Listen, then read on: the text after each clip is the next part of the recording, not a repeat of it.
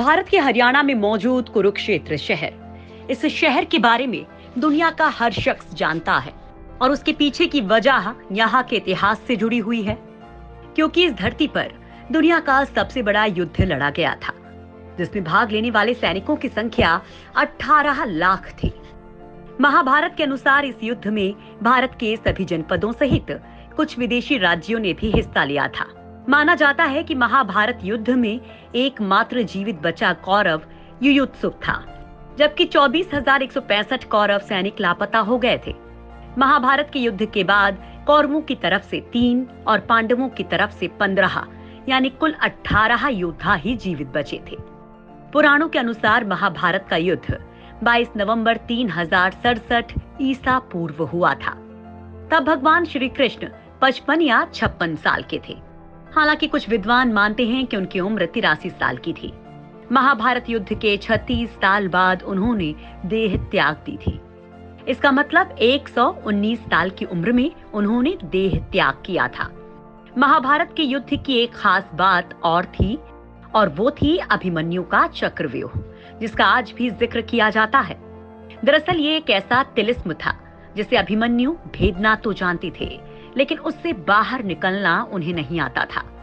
दरअसल भगवान श्री कृष्ण की नीति के चलते अर्जुन के बेटे अभिमन्यु को चक्रव्यूह को भेदने का आदेश दिया गया था। ये जानते हुए भी कि अभिमन्यु चक्रव्यूह भेदना तो जानते हैं, लेकिन उससे बाहर निकलना नहीं जानते। दरअसल अभिमन्यु जब सुभद्रा के गर्भ में थे तभी चक्रव्यूह को भेदना सीख गए थे, लेकिन बाद में उन्होंने चक्रव्यूह से बाहर निकलने की शिक्षा कभी नहीं ली। अभिमन्यु के चक्रव्यूह में जाने के बाद उन्हें चारों तरफ से घेर लिया गया था।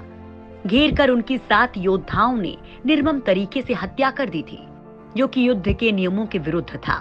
कहते हैं कि श्री कृष्ण यही चाहते थे, जब नियम एक बार एक पक्ष तोड़ देता है तो दूसरे पक्ष को भी इसे तोड़ने का मौका मिलता है। दरअसल अभिमन्यु का बचपन अपने मामा श्री कृष्ण की द्वारका में ही बीता था। वहीं उन्होंने अस्त्र शस्त्र की ट्रेनिंग ली थी। वहां श्री कृष्ण उनसे कहते थे कि तुम्हें भविष्य में बहुत महत्वपूर्ण भूमिका निभानी है। महाभारत के युद्ध में अभिमन्यु सबसे कम उम्र का योद्धा था। अभिमन्यु ने अपनी मां सुभद्रा की कोख में रहकर ही संपूर्ण युद्ध विद्या सीख ली थी। मां के गर्भ में रहकर ही उसने चक्रव्यूह को भेदना सीखा था, लेकिन वो चक्रव्यूह को तोड़ना इसलिए नहीं सीख पाया क्योंकि जब इसकी शिक्षा दी जा रही थी तब उसकी मां सो गई थी। चक्रव्यूह में कैसे फंस गया था अभिमन्यु? दरअसल चक्रव्यूह के बारे में कहा जाता है कि अगर कोई भी योद्धा व्यूह की दीवार तोड़कर अंदर जाने के लिए सामने वाले योद्धा को मारेगा, इसका मतलब ये कि उसे सामने खड़े योद्धा को मारकर तुरंत ही अंदर घुसना होगा, क्योंकि मारे गए योद्धा की जगह तुरंत ही दूसरा योद्धा लड़ने के लिए आ जाता है। इस तरह ये दीवार कभी टूटती नहीं है।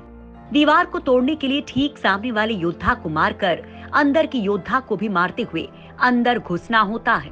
लेकिन कोई भी नया या फिर चक्रव्यूह की जानकारी ना रखने वाला योद्धा अगल बगल के योद्धाओं से ही लड़ने लग जाता है, जिससे वो अंदर नहीं जा पाता है।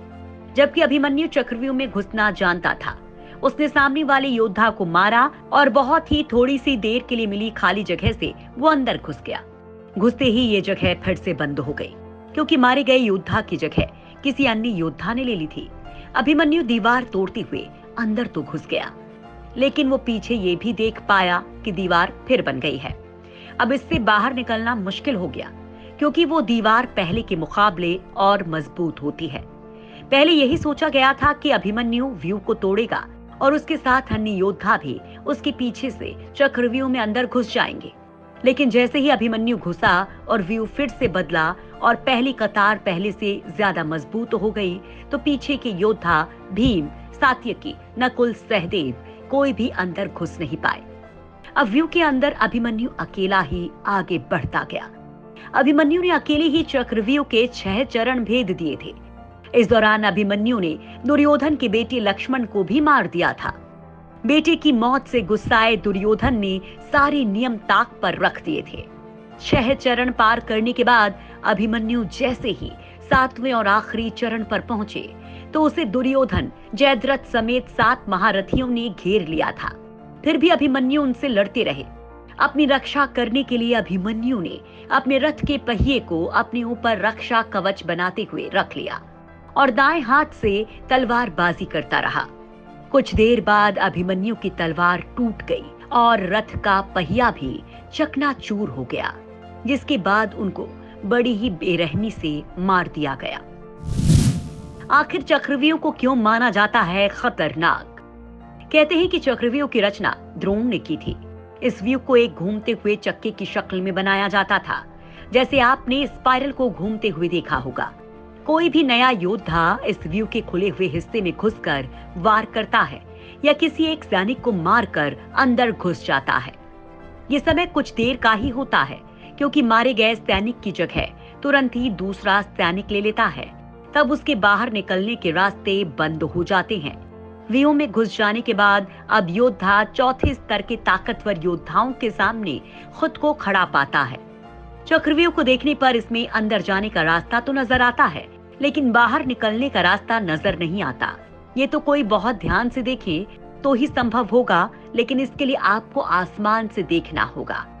इस चक्रव्यूह में योद्धा लगातार लड़ते हुए अंदर की ओर बढ़ता जाएगा और थकता भी जाएगा, लेकिन जैसे जैसे वो अंदर जाता जाएगा, अंदर के जिन योद्धाओं से उसका सामना होगा वो थके हुए नहीं होंगे। ऊपर से वे पहले वाले योद्धाओं से ज्यादा शक्तिशाली और ज्यादा अनुभवी भी होंगे। शारीरिक और मानसिक रूप से थके हुए योद्धा के लिए एक बार अंदर फंस जाने पर जीतना या बाहर निकलना कठिन हो जाता है। अभिमन्यु के साथ भी यही हुआ होगा।